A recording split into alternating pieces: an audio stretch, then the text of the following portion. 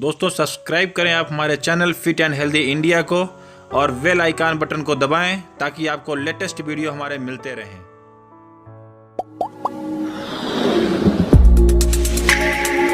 This is Narendra Yadav और आज हम लोग बात करने वाले हैं कुकिंग ऑयल के ऊपर, क्योंकि कुकिंग ऑयल जो है हमारी ज़िंदगी में बहुत इम्पॉर्टेंट है।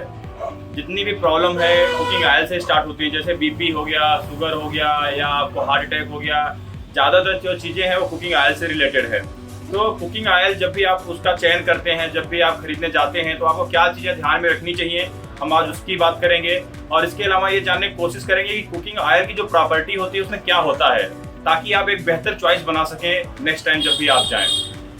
और एक चीज़ आपको ये भी बताऊंगा कि कुकिंग ऑयल जो है आपकी बजट में आप कौन सा अच्छा कुकिंग ऑयल ले सकते हैं। जरूरी नहीं है कि आप बहुत ज़्यादा पैसा खर्च करेंगे तभी आपको बहुत अच्छा कुकिंग ऑयल मिलेगा।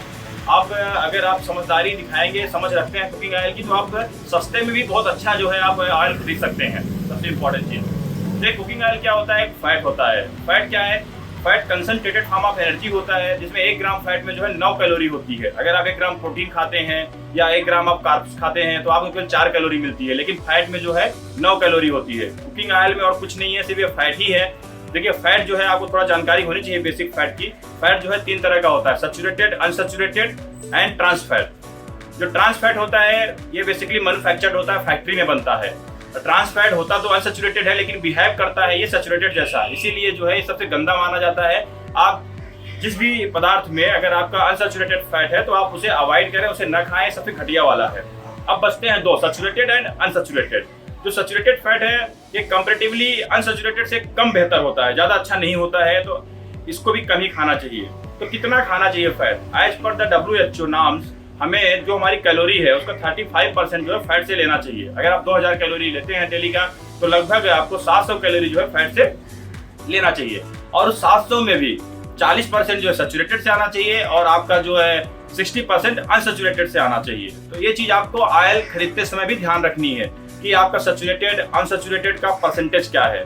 देखिए, अनसैचुरेटेड भी 2 तरह का होता है, मोनो होता है, mono unsaturated and poly unsaturated. तो अब 3 चीजें आपके पास हो गई, एक तो सैचुरेटेड, एक मोनो एंड एक पॉली। बस यही चीज आपको ध्यान में रखनी है। जब भी आप कोई तेल खरीदने जाते हैं तो आपको ये देखना है कि इन तीनों का परसेंटेज क्या है। देखिए, जो मोनो है ओमेगा 9 से जुड़ा हुआ है, ओमेगा 3, ओमेगा 6 का भी नाम आप सुने होंगे। ये तीनों जो है फैटी एसिड्स हैं, 3, 6 एंड 9। 3 एंड 6 तो इसेंशियल है, मतलब आपको सिर्फ खाने के माध्यम से ही मिलेगा, तो आपको कुछ न कुछ खा के इनको पूरा करना है, क्योंकि 3 जो है आपके दिमाग के लिए, आपके दिल के लिए बहुत अच्छा है। जो ओमेगा 6 है वो आपके ओवरऑल अगर आप देखें, जो आपका डिप्रेशन है या आपका जो है कंसंट्रेशन है, वो ओमेगा 6 से जुड़ा हुआ है। तो आपको देखना है कि ओमेगा 3, ओमेगा 6 आपको पूरी तरह से मिलना चाहिए। 9 तो आपका बॉडी खुद ही प्रोड्यूस कर लेता है। तो मैंने आपको अभी तक 3 चीजें बताई, saturated, mono unsaturated, poly unsaturated. ये 3 चीज का ही परसेंटेज आपको ऑयल में देखना है। तो नेक्स्ट टाइम जब भी आप ऑयल खरीदने जाते हैं तो आप ये देखने की कोशिश करिए कि जो सैचुरेटेड, देखिए उसका जो आप प्रॉपर्टी देखेंगे तो उसमें लिखा होता है, तो आप ये देखने की कोशिश करें कि सैचुरेटेड जो है बिलो 20 होना चाहिए। कि ऑलिव ऑयल है, आप ऑलिव ऑयल को बहुत अच्छा मानते हैं डेफिनेटली, लेकिन ये डीप फ्राइंग के लिए उतना अच्छा नहीं होता, क्योंकि जो इसका स्मोक पॉइंट है बहुत नीचे होता है। अब देखिए स्मोक पॉइंट क्या होता है, देखिए कोई भी ऑयल है अगर आप उसको गर्म करते हैं तो धुआं में बदलने लग जाता है। जैसे ही वो धुआं में चेंज हुआ, आप समझ लीजिए कि वो ट्रांस फैट में और पूरा टॉक्सिक हो गया, मतलब ज्यादा गर्म कर दिया आपने और धुएं में चेंज हो गया, तो आपके किसी काम का नहीं रहा। और जिसका स्मोक पॉइंट ऊपर है वो उतना जल्दी से धुएं में चेंज नहीं होगा, तो आपके लिए बहुत बेहतर है। तो यहाँ ध्यान यही रखना है कि अगर ऑलिव ऑयल आप लाते हैं तो ऑलिव ऑयल जो है 2 तरह का होता है, एक्स्ट्रा वर्जिन होता है और एक ऑलिव ऑयल होता है सिंपल। तो जो एक्स्ट्रा वर्जिन होता है उसका स्मोक पॉइंट बहुत नीचे होता है और वो बेसिकली सलाद के लिए होता है।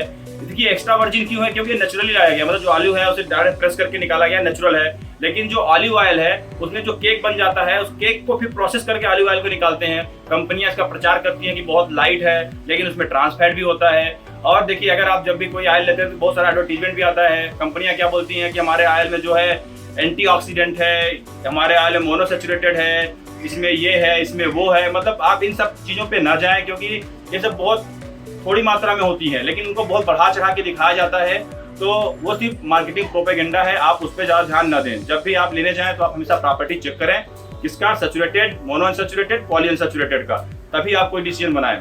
चलिए मैं आपको बता भी देता हूँ कि कुछ ऑयल जो बेहतर ऑयल हैं, जैसे कनोला है, कनोला रेपसीड से बनता है, वो आपके लिए आइडियल है। मतलब अगर आप चाहे डीप फ्राई करना चाहें, चाहे आप जैसे भी खाएं, क्योंकि इसमें कुछ ज़्यादा स्वाद नहीं होता है और एक कंपेरेटिवली सस्ता भी है, चीपर भी है। अगर आपको और सस्ता चाहिए तो आप ग्राउंड नट ले सकते हैं, जो आपका मूंगफली का तेल होता है, वो भी बहुत अच्छा है, उसका भी स्मोक पॉइंट बहुत ऊपर है, आप आंख बंद करके उसको इस्तेमाल कर सकते हैं।